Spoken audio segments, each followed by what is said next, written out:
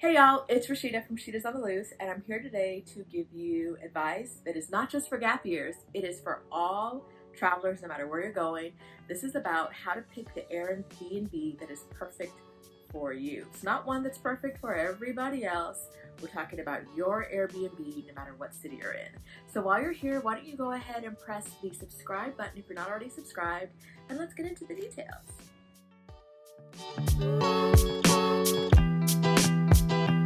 All right, it's not wasting your time. We've got 10 tips to take you through, and the first is a really important one. First thing you want to do is pick the number one feature that matters to you, and for me, that is having a place all to myself. I don't want to hear your baby crying in the middle of the night. I know you love your baby. I don't. I don't want to wake up in the middle of the night and have to share a bathroom. I don't want to see anybody for breakfast. People love that. Trust me, there are people out there who are like, I want to meet with my host. I want them to do I love the experience of being with other people. That's not me. If you've seen my videos before, you've heard me talk about it. I don't want to see anybody in the morning. So for me, that's the number one feature. Maybe your plan is to drive somewhere where it's really hard to find parking, say New York City. So you need an Airbnb that will give you a parking spot. Now, I would make that my number one feature because that's going to knock out a lot of spots in the city. So if you do that as your number one, that'll really eliminate the ones you don't need to look at because they don't have what you need. The next is to immediately use the date feature. So Airbnb will play you if you don't use their filters correctly, and they will show you everything that's available. But everything that's available isn't going to help you. You want what's available when you want to be there, right? So that's the thing you've got to look for. If you're looking for a place to stay, you've got to find what is available while you're there. Otherwise, you're going to be a little SOL. And now, use all the other filters. Every other filter you can think of, use it. Use it to figure out where you want to be, figure out how many rooms, how many people are going to be there. Do you want a pool? Do you want a gym? Use all the filters. Use all the filters. Narrow down. Anything you could possibly care about, narrow down. Then look at the map. Look at where this place is on the map and where you want to be. Maybe you want to be close to a certain landmark. You want to see the Eiffel Tower from the window of your Airbnb. Put proximity to Eiffel Tower is probably it's usually one of the filters if they're big landmarks. Being near those landmarks is often something you can filter for. So I would do that first. And then look at the map and see where it is on the map. They're not going to show you exactly where, but they're going to show you kind of a neighborhood.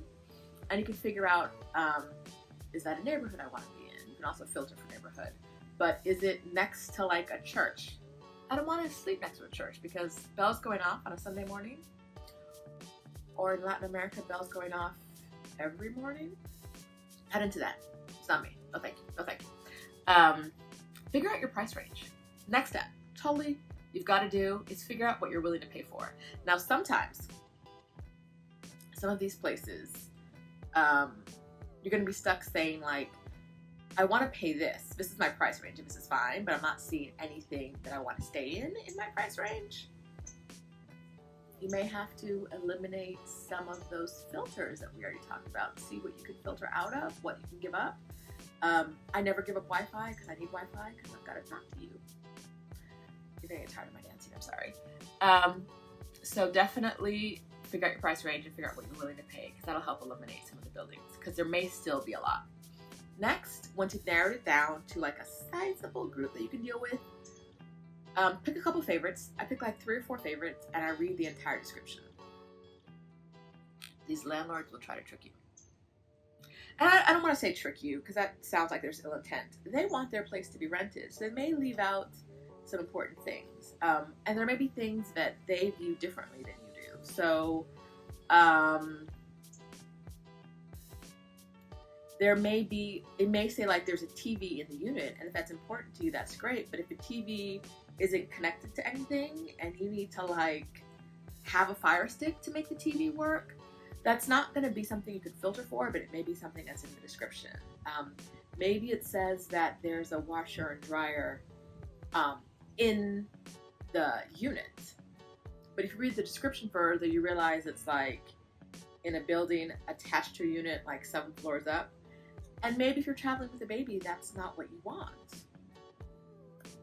So read the description and figure out how the landlord describes their place and see if there's some things that you're like, I don't know about that. I don't know about that. Look at all the pictures. Next up, so important, look at all the pictures, because what the pictures are going to tell you is the things you need to know. So some places will say things like, oh, this unit sleeps 5 people, but what they really mean is that there's 1 bed and 2 couches. 2 people sleep in 1 bed, 2 people sleep on 1 couch, a pull-out, and 1 person sleeps on a regular couch. If that's how you live in, do that. If that's not what you want, look at the pictures and count the beds. I have had to do that multiple times. Count the beds, count the rooms, figure out what's going on. One of the things you're going to want to look at when you're looking at pictures is if you see the same pictures from multiple places. What that typically means is that a landlord has more than 1 unit in the same building, and so they're just showing the same pictures over and over again. But then you really don't know what you're getting, do you? Because are you getting the one that's pictured? Are you getting one that's similar to the one that's pictured? Are you getting some nonsense and this is just another Airbnb scam? I've never been scammed on Airbnb, so I say another because I know they're out there, but I've never experienced it. Everything I've ever stayed in has been really good. More important than the pictures, the reviews. Next step, any place without reviews, don't do it. It looks great in the pictures. I love it. It's exactly where I want it to be. It's amazing. Or be a guinea pig. They're showing a great price. It's exactly what you want. It's the perfect price. It might be too good to be true, but you're willing to risk it, go for it. I did that once. It was awful.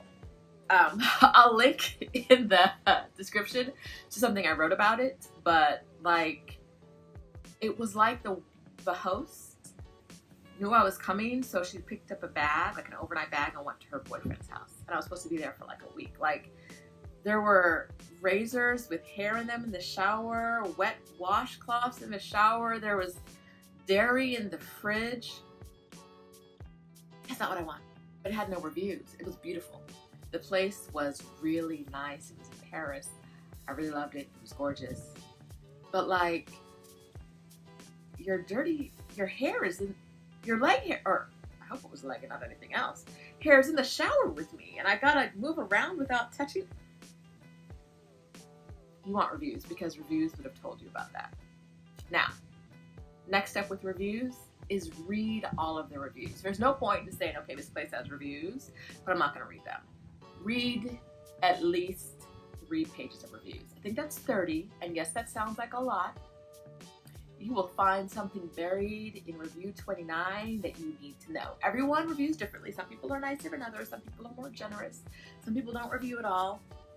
You want to read the reviews and figure out, is there anything the landlord said that doesn't quite smell right, and the reviews point that out, because it happens a lot. If the landlord doesn't accurately describe something, the reviews will frequently point that out. And so that's where you want to go to see, does the description match the picture? Does that match the reviews? That's really what you're working at to know what you're getting when you book something.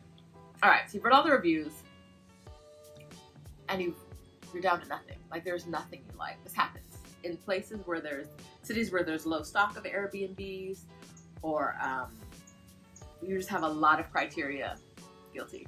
Sometimes that happens. So what I do now is I say, what can I give up on? So was on my gap year, I like to pick places with a washer and dryer because I never knew when I was going to get a chance to do laundry. So if I could get one, I wanted it. So oftentimes I would give that up before I'd give up Wi-Fi, because I want Wi-Fi. I don't need laundry. I can do laundry maybe at the next stop. Or maybe there's something else that you thought was a necessity when you were doing the filters, and you can back off of and see if more things come up. That's always proved fruitful for me. Whenever I back up off of my filters a little bit, I found some really good places. So those are my Airbnb tips. I have a guide to picking the perfect Airbnb that is in the description below that'll go into this in a little bit more detail, and really give you some helpful information to know how to get your Airbnbs booked right every time. I hope that's helpful.